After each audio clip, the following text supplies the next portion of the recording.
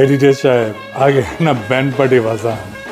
আমি দেশে থাকলে প্যান্ডেল কাটায় 7 দিন 7 রাত উৎসব করতাম। মহা আনন্দের বিষয় ঘটিছে। আমার ক্ষুদ্র ভ্রাতার ভগিনীরা ভাবিচ্ছে দাদা ইনকা খুশি কেন হয়েছে, হসেটা কি আগে ব্যান্ড পার্টি বাজানো না হয়েছে। বিশাল ব্যাপার ঘটেছে। বিশাল ব্যাপার কি জানেন? আগের স্বাস্থ্য উপদেষ্টা নুরজাহান আপা বাক্য ঝাড়িছেন, নতুন একটা জ্ঞানও দিছেন। সেটা হইতেছে বাংলাদেশের ওষুধ কোম্পানিগুলো অতিরিক্ত মুনাফা করে। হ্যাঁ আপা, ও আপা, আপনি আর কোন সেক্টর পেলেন না? যা করতে কই সেটা তো করেন না। আমার সেক্টরেই এসে আপনার বাক্য ঝাড়া লাগবেই। হ্যাঁ, ওষুধ কোম্পানির অতিরিক্ত মুনাফা দেখলেন, হ্যাঁ, বারবার শুধু আমারই উপর। এডিটর সাহেব, ওটা একটা দেখার। আর মানুষ পান নাই, বারবার শুধু আমার উপরেই, বারবার শুধু আমার উপরেই। কেন কেন কেন আমার উপরে কেন? আমি কইতে চাই না, বেয়াদবি হয়ে যায়। আবার আপনি অতিরিক্ত মুনাফা বললেন, কোনটা স্বাভাবিক মুনাফা? এর কোনো স্কেল আছে? স্কেল, হ্যাঁ, আপনার স্কেল অন্যরা মানতে হবে কেন?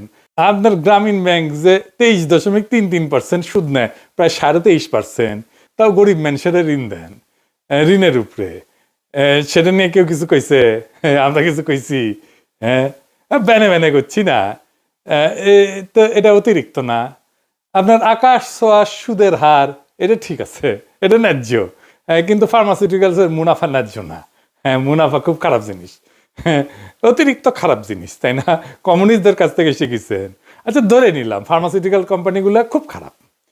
ওরা যে দুধে দোয়া তুলসী পাতা, আমি সেটা দাবি করতেছি না। ওদেরও ধরবো, এই এই এপিসোডে আজকেই ধরবো। কিন্তু আপনারা মাথা চাইরা পশম ধরে টানাটানি করেন, এটা অতি বিরক্তিকর, অতি বিরক্তিকর। তো এই যে মুনাফা করে ওষুধ কোম্পানিগুলা, ওষুধ বেচাই তো করে, তাই না? ওষুধের দাম দেয়, তারপরে সেটা বেচা করে। তো এই ওষুধের দাম কে ঠিক করে দেয়? আপনার ওষুধ প্রশাসন অধিদপ্তর, আপনার আন্ডারে একটা রেগুলেটরি বডি। তো তাইলে তারাই অতিরিক্ত মুনাফা করার সুযোগ করে দিচ্ছে এই দাম ঠিক করে। এটা কার দায়? তা আপনি একটা এক্সিকিউটিভ অর্ডার করে দেন, কত প্রফিট করবে পারবেন? আপনি কি জানেন, আদৌ জানেন বাংলাদেশের ফার্মা কোম্পানিগুলো কত প্রফিট করে? সবচেয়ে বড় কোম্পানি স্কয়ার গত বছর প্রফিট করেছে 2092 কোটি টাকা। এটা এক্সেপশনাল, এক্সট্রিমলি এক্সেপশনাল, কারণ স্কয়ার খুবই ভালো পারফর্ম করে, তাদের প্রফিটেবিলিটি অনেক অনেক দিন থেকে হাই। তারা ফার্মাসিউটিক্যাল মার্কেটে একটা বিরাট প্রায় 15%-এর মতো তাদের শেয়ার আছে। তারা নাম্বার 1। সেকেন্ড বিগেস্ট কোম্পানিকে বেক্সিমকো, তাদের প্রফিট কত? 586 কোটি টাকা, মানে 4 ভাগের 1 ভাগ।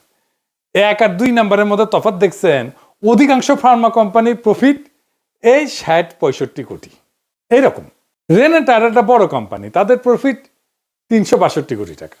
এগুলো পাবলিক লিস্টেড কোম্পানি, মানে এদের প্রফিটের বড় অংশ পাবলিক পায়, মানে জনগণ পায়। ভ্যাকসিন করে প্রফিটের 40% পেয়েছে পাবলিক, আমার আপনার মতো পাবলিক। রেনেটার মুনাফার 30% পেয়েছে পাবলিক। তো আপনি শেয়ার হোল্ডারদের বুঝাইবেন, বক্তৃতা দিয়েন একটা এজিএম এ যায়, অ্যানুয়াল জেনারেল মিটিং এ যায়। তারা যদি কম ডিভিডেন্ড নিতে রাজি হয়, সিদ্ধান্ত নেয়, তাহলে তো ভালোই। ওনারা ডেকেন কোম্পানির মালিকগুলা, ওনারা ডেকেন এজিএম এ, উনি বক্তৃতা দিয়ে প্রফিট করা কম প্রফিট করতে কয়ে দিবে। মানে এটা কোম্পানিগুলোর কইলে তো হবে না, শেয়ার হোল্ডারদেরকেও কইতে হবে, তাই না? বুঝেন এটা? গ্রামীণ ফোন যে 3630 কোটি টাকা প্রফিট করেছে, কইছিলেন কিছু ওদেরকে? ওরা তো ন্যায্য টাকাও দেয় না ওদের কর্মীদের, আন্দোলন করিচ্ছে ওদের কর্মীরা। আপনার স্বাস্থ্য মন্ত্রণালয়ে ইউজফুল কাজ করতেছেন না তো, আপনারা আগাম করিচ্ছেন খালি বসে বসে। টিকা পাইতেছেন আমাদের বাচ্চারা, হাসপাতালে ওষুধ পয়সা ডেট এক্সপায়ার করে আর রোগীরা চাইলে পায় না। এটা আপনার মন্ত্রণালয়ের কাজ। তারপরেও ধরলাম যে আপনি মানুষের জন্য, উপকারের জন্য করছেন, যে ওষুধের অতিরিক্ত মুনাফা করতেছে, মানুষের অসুবিধা হচ্ছে। তো আপনার তো একটা ফার্মাসিউটিক্যাল কোম্পানি আছে, ইডিসিএল, সরকারি ফার্মাসিউটিক্যাল কোম্পানি। আপনি ইডিসিএল কে দিয়ে ওষুধ বানান, ওষুধ বানায় বেচেন, বিনা প্রফিটে বেচেন, কেউ তো মানা করে নাই। আপনারা বেচেন না কেন? আপনি 100টা এসেনশিয়াল ড্রাগসের ফ্যাক্টরি বানান, তারপরে বিনা প্রফিটে বেচেন, কেউ তো মানা করেন নাই। করেন না কেন? এই যে ড্রাগ অ্যাডমিনিস্ট্রেশন, এর কথা কইলাম, এটা কিচ্ছা বলি। কোন কোম্পানি যদি ওষুধের দাম বাড়াইতে যায় ড্রাগ অ্যাডমিনিস্ট্রেশনের কাছে, দাম বাড়াইতে হয়, অনেক সময় র ম্যাটেরিয়ালের দাম বাড়ে, ইনফ্লেশন হয়, তখন এই অফিসাররা, ড্রাগ অ্যাডমিনিস্ট্রেশন আপনার অফিসাররা কি করে জানেন? আমি তো শুনে শ্রদ্ধা হয়ে গেছি। কোন দেশের কোন ফার্মাসিউটিক্যাল কোম্পানি কি বিক্রি করে সেটা সার্ভে প্রকাশ করে একটা সুইস কোম্পানি, নাম আইএমএস হেলথ। এখানে আইএমএস হেলথ একটা বইয়ের মতো বের করে আর কি, প্রত্যেক বছর 3টা করে বের করে। এখানে মোটামুটি একটা ধারণা পাবেন কোন ওষুধ কত বিক্রি হয়। মনে করেন প্যারাসিটামল কত বিক্রি হয়, কোন কোম্পানির কত বিক্রি হয়, কয় বক্স বিক্রি হয়, কত টাকা পায় কোম্পানি, সেটা মোটামুটি আপনি হিসাবে পাবেন। কিন্তু এটা নিয়ে বসে ড্রাগ অ্যাডমিনিস্ট্রেশনের অফিসার, এটা কমপ্লিটলি একটা বিজনেস ডকুমেন্ট নিয়ে বসে ড্রাগ অ্যাডমিনিস্ট্রেশনের অফিসার কোম্পানিরা বলে, এই যে আপনারা মাসে এত বিক্রি করেন, 1 কোটি টাকা বেশি বেচবেন মাসে, যদি দাম বেড়ে দিই তো আমারে আপনি বেশি না, আমার তো 3 মাসের টাকা দেন, 3 কোটি টাকা আমি আপনার অনুমোদন করাই দিতেছি, বেনে করছি না, আমি এভিডেন্স চাইলে এভিডেন্স দিতে পারবো, কিছু করতে পারবেন না আপনারা। এইগুলার উপরে বসে আছেন আপনি, কিছুই করেন না। আমার মনে হয় জানেনও না আপনি যে কি হয়। আমারে অনেকে বলে যে আমি গালাগালি করি, মুখ খারাপ করি। এখন বলেন এদের কি করা উচিত বলেন, আমি জনগণকে জিজ্ঞেস করতেছি, এই সমস্ত অফিসারদের কি করা উচিত? আমি যদি নূরজাহান আপা আপনার ওই জায়গায় থাকতাম না, মানে বাংলাদেশে যদি স্বাস্থ্যমন্ত্রী হইতাম, তাইলে আমি ওই মাদার বোধের 3 কোটি টাকার কয়েন নিজের হাতে ঢুকে দিতাম গুলিস্তানের কামানের উপরে উঠে। চিন্তা করতে পারতেছেন কই গেছে এগুলো? অতিরিক্ত মুনাফার কথা কইতেছেন উনি। তো কে এসব কইয়া দেয় আপনারে? সাবজেক্টটাকে জানেন, তারপরে কথা বলেন। তো এই মালরে তো আপনি ইডিসিএল এর এমডি বানাইছেন কার রিকমেন্ডেশনে? এটা তো আপনার সিদ্ধান্তের দৌড়। ড্রাগ অ্যাডমিনিস্ট্রেশনের লোকেরা ভাবিচ্ছে যে ইয়ানপসি করিচ্ছে যে খোদাতালা প্যারিসে ওর মাথার ঠাডা ফেলাও, ও যেন আর ব্যাস প্যান না পারে, ওর ঠাডা ফেলে মেরে ফেলো ওরে, তাই করছে এই ড্রাগ অ্যাডমিনিস্ট্রেশন। এইটু একটা ফার্মাসিউটিক্যাল কোম্পানির মালিকেরাও কবি, দাঁড়ান আসিচ্ছি।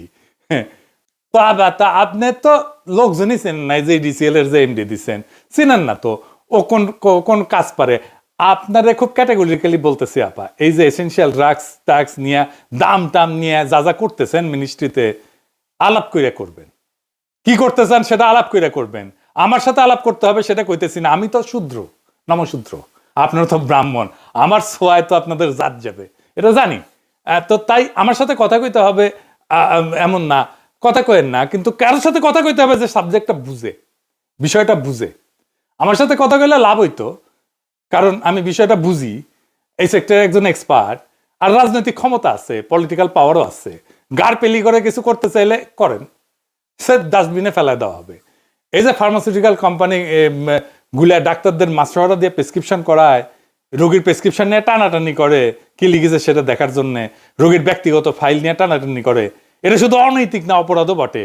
এটা কি বন্ধ করতে পারছেন? পারেন নাই। এইটা তো হাত দিবেন আপনি। এটি মুনাফা করে কি না করে সেটা আপনার দেখার বিষয় না তো। আর ফার্মাসিউটিক্যালস এর মালিকদের বলতেছি, আপনাদের এই ধান্দাবাজির মার্কেটিং পলিসি বন্ধ করেন। এইটারে মার্কেটিং বলে না, পুরা হেলথ সেক্টর করাপ্ট করে ফেলিছেন আপনারা। মনে রাখেন, পিনাকি চিরজীবন প্যারিসে বসে ইউটিউব করবে না কিন্তু।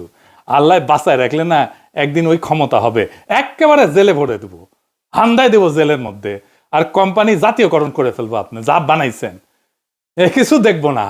আপনার আমি আপনার চিনি কিনা, আপনার সাথে কাজ করেছিলাম কিনা, আমার সাথে কত ভালো সম্পর্ক, এগুলো কিচ্ছু দেখবো না। দেশের প্রয়োজন আগে। এই সমস্ত ধান্দাবাজি বন্ধ করেন, আর পরে আবার কোয়েন না যে সাবধান করি নাই। এবার আর একটা গুরুত্বপূর্ণ কাজের কথা বলি, আসলে যেটা নিয়ে করবার বসেছিলাম এপিসোড, পারলে এই কাজটা করেন নূরজাহান আপা। আমি কয়ে দিতেছি কোন কাজ। এই কাজে মন দিয়েন, মানুষের দোয়া পাইবেন। আসেন আলাপটা শুরু করি। আপনারা কি জানেন যে আমরা কেন একটা অসুস্থ জাতিতে পরিণত হইতেছি? খাবারের ভেজাল তো আছে, আমি একটা এপিসোড করেছিলাম। তো পরিবেশের বিষ তো আছেই, তার উপরে আরেকটা জিনিস আছে, সেটার উপরে আজকের আলাপ। আমাদের আজকের আলাপ হইতেছে সিজারিয়ান সেকশনে অতিরিক্ত সন্তান জন্মদান এবং এটার কি প্রভাব আমাদের জাতিকে, কিভাবে আমাদের শিশুদেরকে, কিভাবে তার ভবিষ্যৎকে, তার রোগ প্রতিরোধ ক্ষমতাকে ধ্বংস করে দিতেছে, অসুস্থ জাতি বানাইতেছে। 2020 সালে প্রায় 42% শিশুর জন্ম হয়েছিল সিজারিয়ান সেকশনে। 2025 সালে দেখতেছি হাসপাতালে যে শিশুদের জন্ম হয়, তাদের 72%-এর জন্ম হয় সিজারিয়ান সেকশনে। অবিশ্বাস্য। তাহলে দুনিয়াতে কি সিজারিয়ান সেকশন হয় না? হ্যাঁ হয়, অবশ্যই হয়, কিন্তু কেন হয়, কোন হারে হয়? 21% সন্তানের জন্ম হয় সিজারিয়ান সেকশনে। তো বেশি সিজারিয়ান সেকশনে সমস্যা কি? আর কেনই বা হইতেছে সিজারিয়ান সেকশন বেশি বাংলাদেশে? এর আগে সিজারিয়ান সেকশন নিয়ে একটা মজার ঐতিহাসিক গল্প শুনে আসি। আপনারা চাণক্য বা কৌটুল্যের কথা শুনেছেন না? ওস্তাদ হ্যাঁ হয়ে গেছে গা দেন ইজ দেন পানি দেন আমি কত এই কই দিতাছ ওস্তাদ কাস্টমার আইছে বসায় বেলা ই হে জগনা দেরে গেছে গা আমি শ্বশুর বাড়ি যাবো তো ফর্ম শেপ দিয়ে দেন। এটা ফর্ম শেপ হবো না ফর্ম শেপ হবো ওস্তাদ আয় বলুন এই বান্দালা लेकिन एक सेकंड এই রিজাম নড়াচড়া করস কা হ্যাঁ ধরুন ঠিক করে ধরুন ধরুন এই ধরনি বান্দাই এত কুসুমুসু করো কে হাই হাই কাস্টমারের লগে খারাপ ব্যবহার করলে কিন্তু আরেক বছর বাধা দিমু কাস্টমারের লগে খারাপ ব্যবহার করলে কাস্টমার আবো আনি জন করেন তো কিছু না আচ্ছা বান্দাই ধরুন দে দে ভালো করে বান সারা দিন পরে আপনারা কি করতেছুন? এই যে ফর্ম শেপ হবো নড়াচড়া করেন না যে আল্লাহ ফর্ম শেপ দিলে রুম হ্যাঁ ইহি কয় বছর ধরে সেভ দেন না ভাই সাতা বারা কই দিতাছুন কাস্টমার দিবা তুই আর আমার মুখে দিতাছুন তুই আবার এর মধ্যে মুখ রাখছিস কি লাগা মুখ রাখ না হরাস ধর ধর ধর কাস্টমার না করে সাতা বারা এলাইছে একবারে দেন ভালো করে দেন হ্যাঁ ওইছে হ্যাঁ না ভালো করে দেন এমরে বড় নাই বড় নাই হ্যাঁ তুই কিন্তু সরে যাইস সয়রা বানাই লাই তুই কিন্তু সরে যাইস আস্তে ধরুন কাট এই নড়াচড়া করলে কিন্তু কাটবা নড়াচড়া করে যাব না এই ঠিক করে দিন এই নরিষ্ঠ নরিষ্ঠ বাবা গো দে দুই চাষের সাথে দিব দেন দুই চাষের সাথে দিব দেন যাবে রে আমারে দেন না যে হরে যাইস তুই ভালো এলাইছি সুন্দর এলাইছে ওস্তাদ এই যে নাতে দেয়া যায় ই কাটলেন এটা কাট করে ধর বসে হ্যাঁ হ্যাঁ দেন এক চাষের সাথে দিব দেন ভাই সিপ কি আর্মি কাটিং দিমু নাকি কোনটা দিমু না ভাই তুই সিটটা চুকা করে দিন যে আয় খুঁটা দে চলুন ওস্তাদ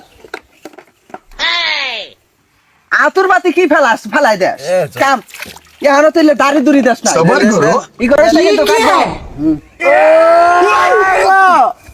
আর দুই টান শেষ পড়াই শেষ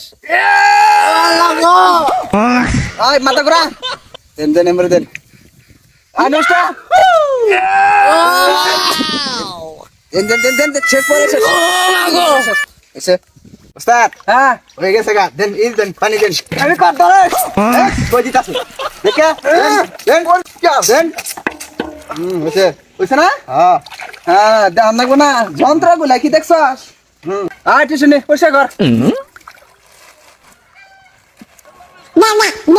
এসে ওস্তাদ হ্যাঁ হয়েছে থু মেলাতে এখন হয়ে গেছে গা ভাই আইনাটা দে এই চেয়ারটা দে ইয়া আল্লাহ যে খালি ফুকা যাতে আল্লাহ ভাই আমার তো নায়কের মতন বানাই দিছুন শ্বশুর বাড়ি গেলে না শালিরা ব্যাগটা আমার পিছন লাগবো দেন ঠিক করে দেন হ্যাঁ ভাই মাথাটা একটু মানাই দেন মাথাটা ব্যথা করতেছে মাথা বানাই দিলে 400 টাকা লাগবো দে রেটে আনে রে চিন্তা করি না যে মাথা বানাইতে লাগবো হ্যাঁ আই চেঙ্গি লাগা ওই চেঙ্গি লাগা দেন ঠিক মতো থাকিস কিন্তু নরিশটা কিন্তু একের বেদনা ছড়াই দেন যে বেদনা একবার শেষ করে দিমু হ্যাঁ